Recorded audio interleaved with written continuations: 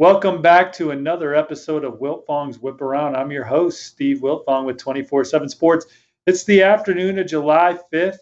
The last major recruiting thing to happen at the time of this recording is the number one JUCO prospect in America, Malik Benson, just announced his commitment to Alabama. The Tide are up to number 8 in the 24/7 Sports composite team rankings. They've been on a big run this summer. This show is now coming to you by the way of the 24/7 Sports YouTube page and various 24/7 Sports platforms. It was on my old YouTube page. Thank you for following over there. But make sure you're hitting the follow and like button on the 24/7 Sports YouTube page to get alerts when this show drops on Tuesdays and Thursdays here on this 24/7 Sports YouTube page. And of course, we'll be breaking these videos up and putting them on the 24/7 Sports platforms. Big thanks to Chris and Jason in the studio for producing this episode, and to Trey Scott, my man, for his creative vision.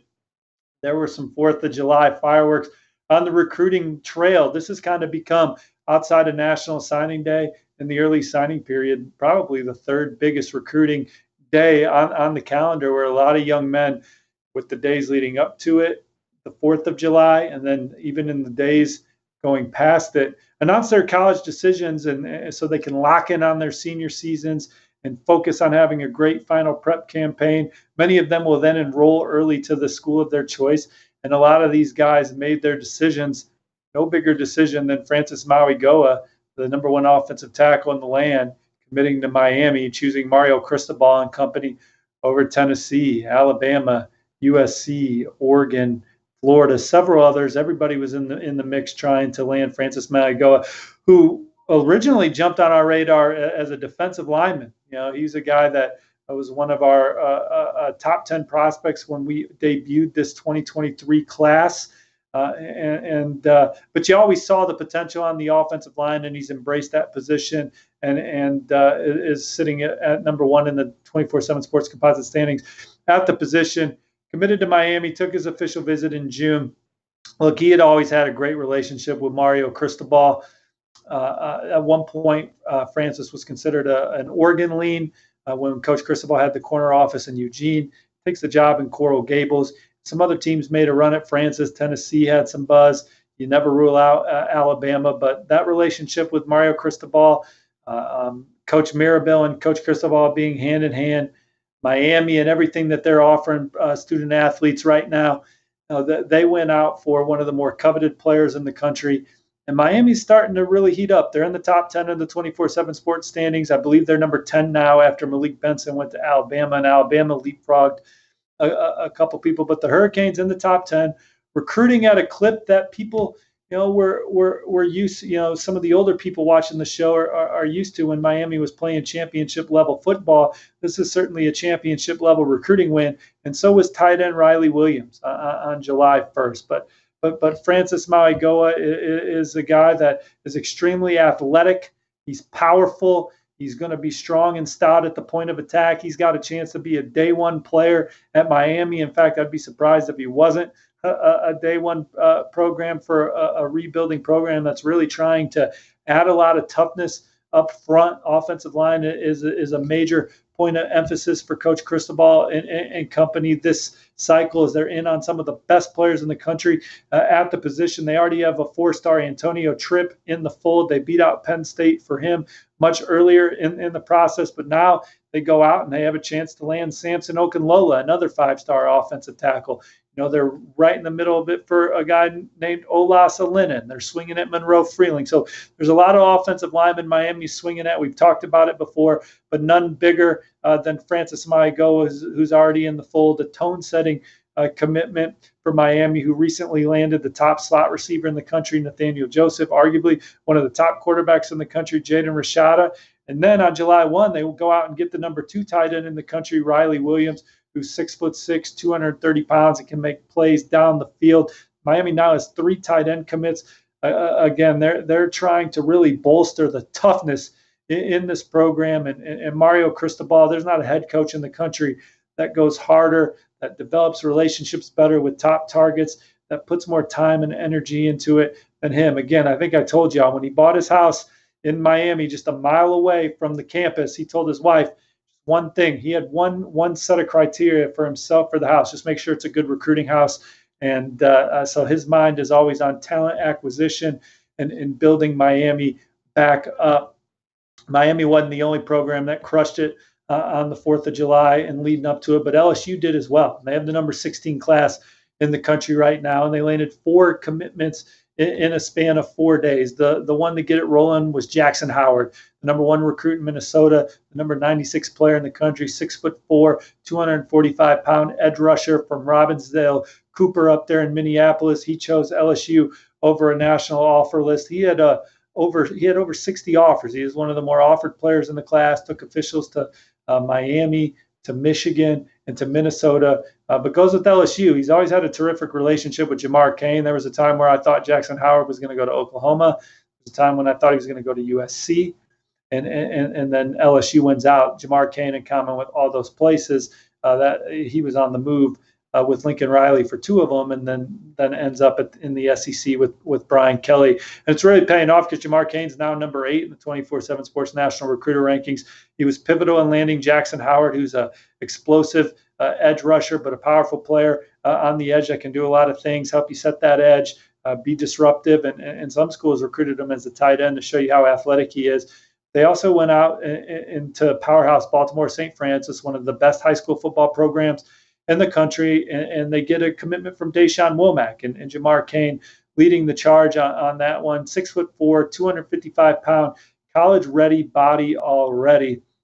This one's a very interesting commitment for LSU because wasn't long ago where LSU was banned from St. Francis. They had a kid in their class from the school, dropped him at the end, and the St. Francis coaching staff said, "Nope, LSU, you cannot come into our building again."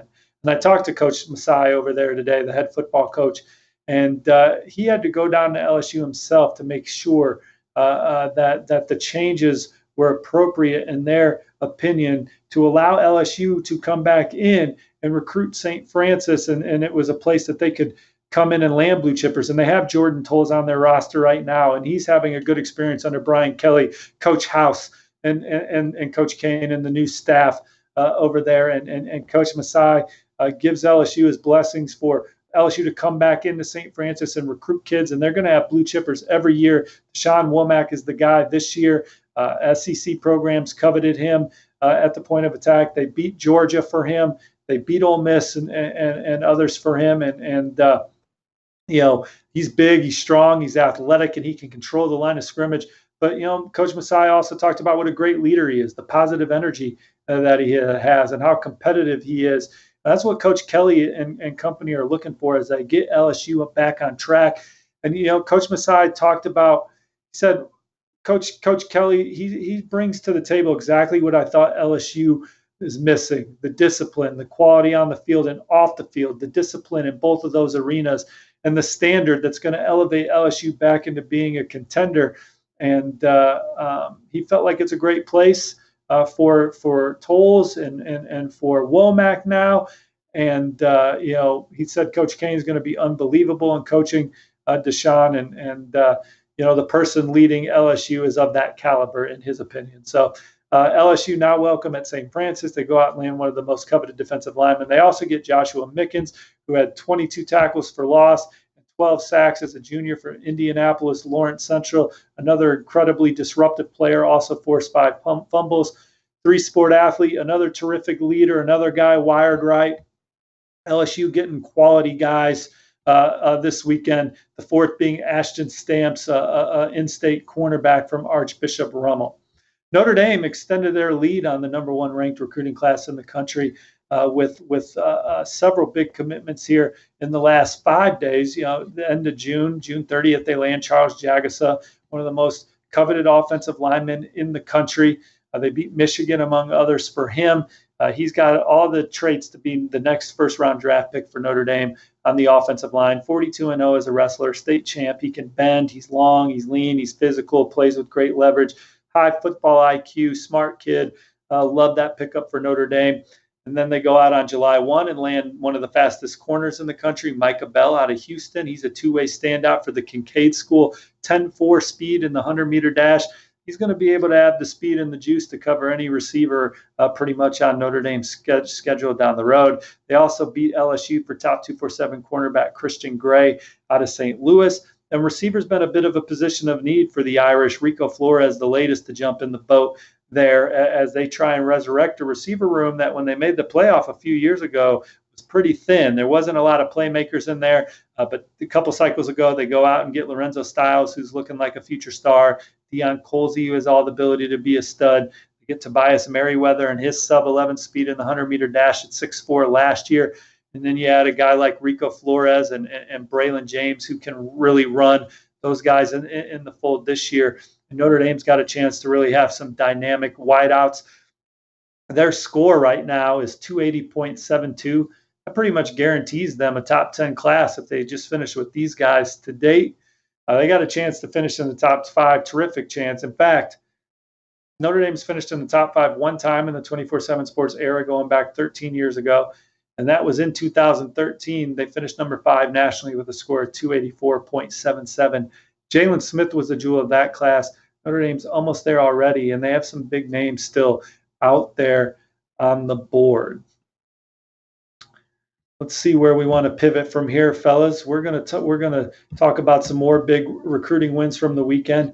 Texas, they go out and land Sydir Mitchell and add him to the number 3 class in the country. In doing so, they beat Texas, and they beat Texas. In doing so, they beat Texas A&M, and they beat Georgia.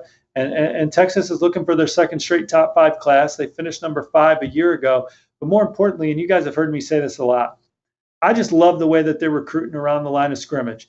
They had the best offensive line class in the country last year, and they're filling it up. They filled it up with 4 more bangers at the point of attack this year. They're beating high-profile programs for high-profile offensive linemen. They're really getting the hog mollies up front. And then on the defensive side of the ball, Sydir Mitchell, he mirrors kind of the recruiting wins that they had last year, where they go into Louisiana and they beat LSU for super athletic defensive lineman Jamon Tapp. They go into Alabama and they beat the Crimson Tide for powerful edge rusher Justice Finkley. Or they go into the state of Mississippi and they beat Ole Miss and Mississippi State for Aaron Bryant, excuse me. And then they get Zach Swanson from the state of Arizona, and then in-state Christopher Ross had a fantastic season for North Shore and was highly recruited. So I just love the way that Texas is recruiting the line of scrimmage. We've seen them recruit great quarterbacks, and they're doing that again. Arch Manning following Quinn Ewers in the transfer portal. We've seen them line up terrific running backs and receivers. Jonte Cook, the latest receiver to jump in the boat for them. And they've gotten skilled players in the secondary and at linebacker. Derek Williams, safety from Louisiana, picks the Longhorns over LSU and Alabama and others. But point of attack recruiting, particularly as they transition to the SEC, is where they really needed to bolster it. And I really like what I've seen from Texas along the point of attack. You know, Clemson, they have the number 4 class in the country right now, and they went out and won another big offensive line recruiting battle over the weekend on July 4th, getting Zechariah Owens to join 4 stars Harris Sewell and Ian Reed from the Lone Star State. So Clemson's got the number 4 class in the country. Quarterback Christopher Vizina, we saw him at the Elite 11 finals last week. 6'4", 207 pounds, physically imposing, terrific arm talent, going to be a great leader. They put some hog mollies in front of him. Now we see what happens with Peter Woods. Does he go to Clemson?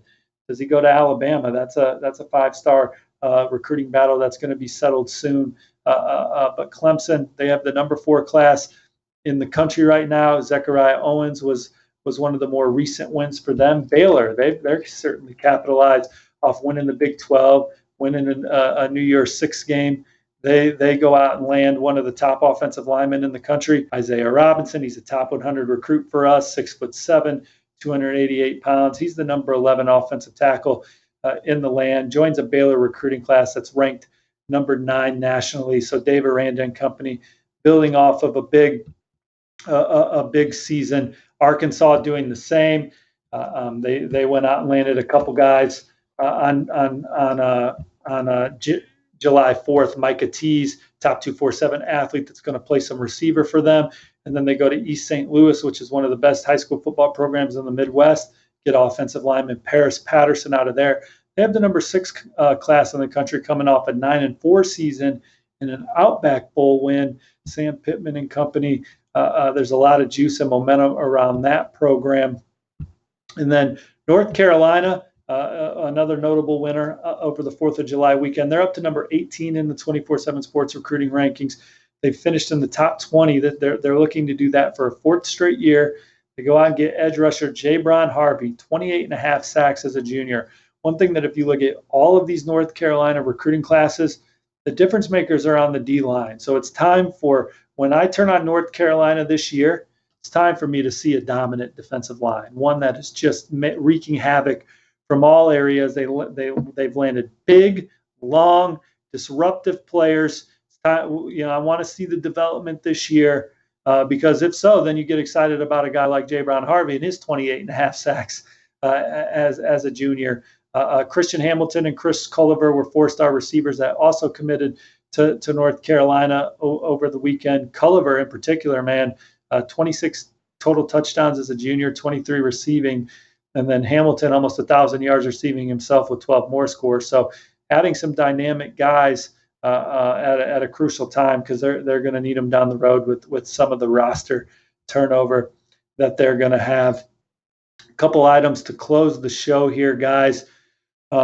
Trey asked me about Oregon and with that Washington and some of the Pac-12 powers, what's going to happen with USC and UCLA leaving. And CBS had the report today, Dennis Dodd, I believe, where a lot of those schools are in the mix to join the Big 12 now, and there's going to be they're going to link up and rescue each other here, which is exciting. But let's just say under the current landscape of the Pac-12 being without USC and UCLA, Oregon, Washington, who's got a top 20 class right now, it's more about recruiting. If I'm Oregon, I'm looking at the Clemson model of, Clemson dominated a pretty down ACC, but it didn't matter come the playoff because they were so talented, right? They had NFL players, they had great college players, and they had the juice on their roster to win a semifinal, to win a championship game against an elite Big Ten or an elite SEC program. So for Oregon or Washington, within the walls of your football facility and the other Pac-12 schools, you're just trying to recruit the best roster you can. Nothing's changed there. Championship level players. And if you have that NFL talent in your building, it's going to show up on your schedule on Saturdays. People are going to see it. You're still going to have a chance to make the college football playoff. And I think Clemson is a school that you can point to and say, hey, they beat up on a pretty down ACC. And they did take a lot of crap for it during the year. You would have a lot of naysayers, a lot of fans saying Clemson's not anything, that ACC's terrible, but then they would turn around and win 2 playoff games and prove that they were legit. Also, what would Notre Dame benefit from joining a conference? I mean, I think at this point the answer is yes. And for me, you're seeing all this Big Ten chatter, and regionally that certainly makes a lot of sense. But I'm of the opinion that the ACC looks pretty darn attractive if the ACC holds the way that it's already glued together. So if I'm Notre Dame, it's is Miami sticking around? Is Clemson sticking around? North Carolina and Duke. Are those programs sticking around? Because if they are, Virginia Tech, you can come in and really solidify that conference as one of the giants as well with the success that you've had on the football field and really other sports. They made the College World Series. They just had a first-round draft pick in basketball and made the NCAA 2A tournament. They've had Elite 8 teams under Coach Bray. It's the ACC. Notre Dame's proven that they can already make the ACC title game. For football, I just think it makes sense. So if Notre Dame's looking to get into a league, I'd pick the ACC if I was them under the current landscape. But that's it for today's episode of Wiltfong's Whiparound. And thank you guys for listening. Again, make sure you hit the like button on this 24/7 Sports YouTube page. We'll see you across the various 24/7 Sports platforms. And I also have a Q&A message board post on the blue board of the 24/7 Sports page where you can hit me anytime with any of your recruiting questions. Thanks for listening. Thanks again to Chris and Jason in the studio and to Trey. We'll talk to y'all in 2 days.